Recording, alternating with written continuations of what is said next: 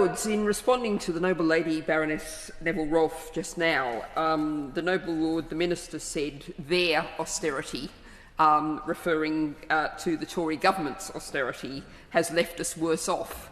Can the Noble Lord, the Minister, assure me that we are not going to see further austerity, damaging austerity, that's the kind of austerity that's already left us with a terrible level of public health, teetering civil service departments that can't keep up with their responsibilities, and local government in crisis? Are we not going to see, can the Noble Lord the Minister say we're not going to see more of that from this government?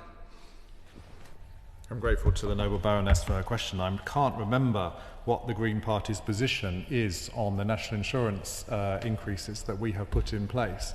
I certainly hope she's not opposing the national insurance increases but supporting the extra investment we're putting into the National Health Service as a result, because I don't think that that would be terribly coherent. We are absolutely committed to investing in our public services, and I think that the previous budget, the budget that we've just had in October, announced £100 billion more of capital investment. I certainly wouldn't describe that as austerity. Since the Noble Lord the Minister came directly at me, I would very much invite him to look at the Green Party manifesto from the recent election, which remains our position, which raises money from a range of sources to put vastly more investment into the NHS, into many other government programs, particularly through a wealth tax. So I'd invite the Noble Lord the Minister to look at that. But I was actually, since I'm on my feet, the question I was originally going to ask relates to the position of Jimmy Lai, as already raised by the Noble Lady Baroness Kramer.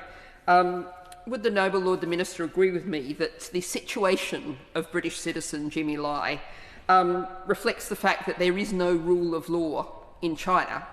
And is there not a significant risk in encouraging British businesses to further invest and become involved in China, of risking both their capital and their staff in that situation where there is no rule of law? And I have to say I'm concerned that the statement speaks with praise of HSBC and Standard Charter. I don't know if the Noble Lord is aware of the situation that those companies have refused to hand over to Hong Kongers, B&O passport holders who've come to the UK, their own money in terms of pension funds. I'm grateful to the Noble Baroness for her follow-up question. I'm sure the Green Party manifesto is a cracking read, and I will endeavour to read it if I have time. I do note that she didn't say she was in favour of the national insurance increase, so I take it that she is actually supporting the investment without supporting the means to raise that investment. She asked specifically about Jimmy Lai. The British national Jimmy Lai's case is a priority for the UK government. The Chancellor raised this government's concerns about the case during her visit to China. The UK has called for the national security law to be repealed and for an end to the prosecution of all individuals charged under it, including Jimmy Lai.